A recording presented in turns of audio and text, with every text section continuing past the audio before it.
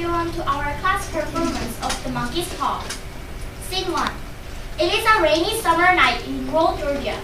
Bill and Martha White, a couple in their early 60s, and their daughter, Herbella, are getting ready for a dinner guest. You know, Herbella, we haven't seen Tommy Morse for more than 20 years, and so our baby. Did you know that? My godfather? I know that. You've only told me 50 times since he called you last week. Herbella, your dad's just excited about seeing his old friend. Back when we were in Navy together, Tommy was the wildest guy in the outfit. He had some local magic potion or such thing in his hand. He was going to find the secret of life, he said, crazy kid. So what have you been doing for the last 20 years? I don't know, daughter. He's been going the world trying to escape fate, whatever that means. At that moment, there is a knock on the door. It is Mr. Morris. Tommy Morris! You old scoundrel! Come in! Remember Martha, of course? Welcome to Georgia, Tommy. Thanks, Martha. Thank you for opening your home to me. This is my girl, Herbella. Your goddaughter has grown up in 20 years, would you say? Oh, Bill, you have a fine family. Well, come sit by the fire, Tommy. Herbella, could you take the man's coat? Martha, can you get me and my old friend something to drink?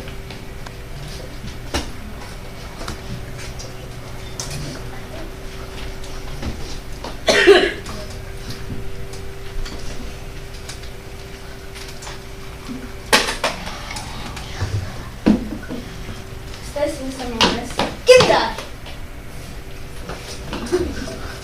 I'm sorry, Herbella. I didn't mean to yell. It's just that you can't know how dangerous this monkey's paw is. I wouldn't want any harm to come to you. Why? It's just an ordinary little monkey's paw. What trouble could it be? Do you believe in magic, Bill? You know I don't. I don't go chasing after it anymore. Finding this paw taught me my lesson. How so? Herbella, don't cry. It's okay, Martha. In India, years ago, there was a holy man who wanted to prove a point. That any man who tried to interfere with fate would be sorry in the end. That holy man put a spell on this paw so that 3 different people could each have 3 different wishes granted by him. That's hogwash. If it's true, then tell me, where are your wishes? I pray that they're long gone. So you've already made 3 wishes? Oh yes. And were they granted? Yes, they were. I was the second man to make 3 wishes on this paw. The first man who got this paw made his first 2 wishes. His 3rd wish was for death, and that's how the paw came into my hands. If you've already made your 3 wishes, then why are you keeping it? I don't know. I guess I don't quite know how to get rid of it. And I wouldn't want it to fall into someone else's hands and curse them like I've been cursed. Morris hurled the paw into Mr. White's fireplace. Mr. White grabs it out of the fire. Let it burn! Bill, please! Well, if you don't want it and there are 3 perfectly good wishes left in it, then I want it. I think you should burn the thing. If you keep it, don't blame me for what happens. Bill, Tommy says it's dangerous. We should listen to him. Don't be silly. Hey, maybe tomorrow I'll wait for those extra pairs of hands for you. That will make things easier around the house. Don't you think? No! Please, Bill. This is not a joke. If you're going to use the paw, at least wish for sensible things. For your own sake. The end of scene 1.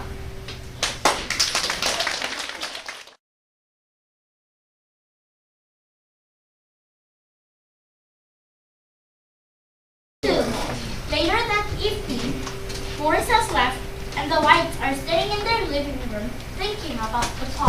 Tommy wouldn't stop worrying me to get rid of his paw. I don't know what he's worried about. Crazy things probably don't work anyway. Are you going to make a wish, right? I think I should. That won't come true. And we'll all be able to go to sleep knowing that there's no such thing as magic. But I'm still worried about what Tommy said. If you're going to make a wish, then wish for something small and sensible. I've got all I want. I've got my health, my family, a roof over my head. That's it, Dad. We'll not wish for enough money to pay off the mortgage on the house. I can't imagine what trouble a few $1,000 would cost. That makes sense. I'll do it.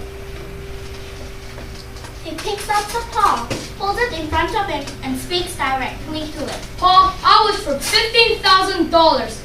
Hey, I swear the thing's finger just moved. You're probably just imagining things. Mr. Morris has got it too. Herbella is right. I don't see any money here. Now we know the paw doesn't work. I bet he'll come back tomorrow and tell us that the whole thing was a joke. I bet you're right. Come on, let's get some sleep. And tomorrow I'll wait for those extra hours for you. Yeah, and when I get home from work tomorrow, I expect to see you using those arms to cover our back of money. The end of scene 2.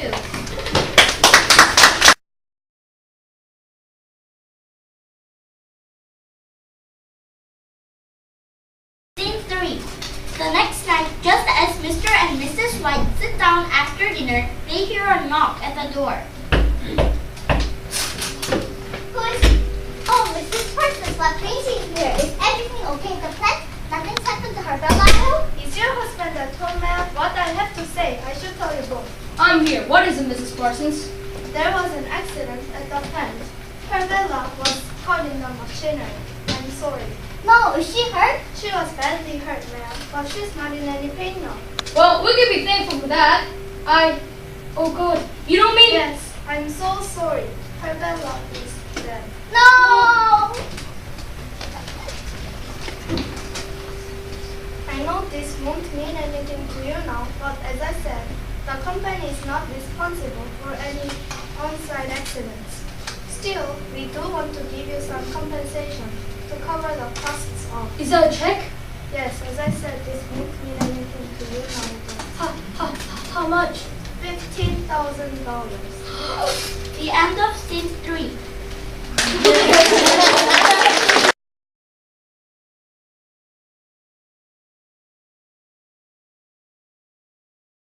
Scene 4. A week later, on the night after her Bella's funeral, Mrs. White wakes up her husband with a scream. The paw! The monkey's paw! What is it? Why didn't I think of it before? Why didn't you think of it? Think of what? There are still 2 wishes left. So what? I don't ever want to touch that thing again. I already destroyed it already. But I'm afraid to get near it. But you must, don't you see? You can wish your daughter alive again, then we'll be a family again. Please, let's get it. Now? Yes, right now. Mr. White runs into the garage and gets the paw. Okay, I'll do it, but I tell you it's not natural. I wish our daughter alive again. Did it work? Did the fingers move again? Yes, they did. Then come with me. She should be here in a minute. The end of scene 4.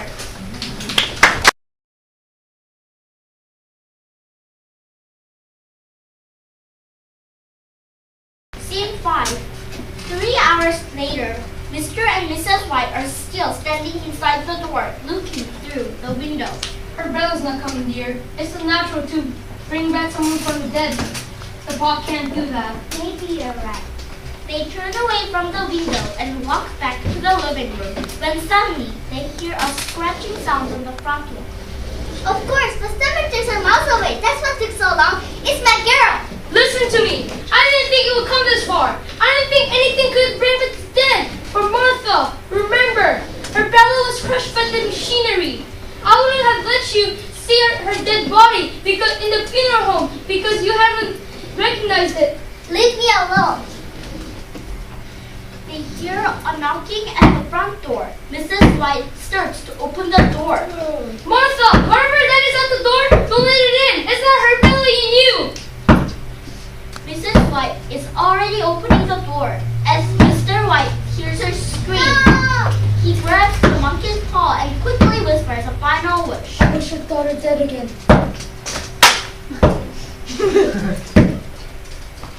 Her Bella, come back. Her Bella, come back. Her Bella.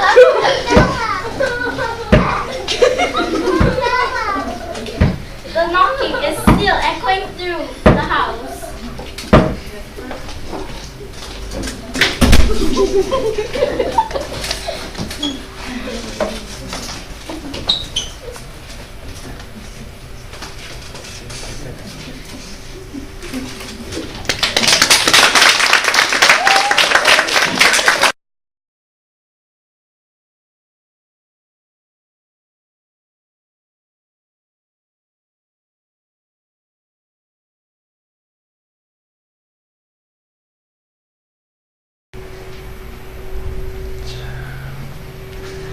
For my play, The Monkey's Paw, I think I did good, and I wish I didn't laugh at the end of my part. Monkey's Paw was a great play. I just wish I added some more gestures, and I forgot some parts of lines, and at the end when I'm picking up paw, I wish my face motion should be like more like realistic. Like I was just dull. Like I didn't have any emotion. Thank you.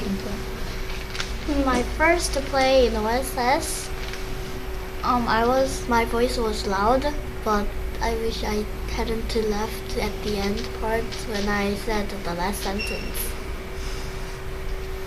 My part was Mrs. White, and I wished I did better so audience wouldn't have left. The play called Monkey's Paw was really scary and interesting, but I wish that my voice was loud so that the back of the audience can listen to my voice. I think the Monkey's Paw, the play was great, but I just wish that I should have raised my voice a bit loud. Thank you. Thank you.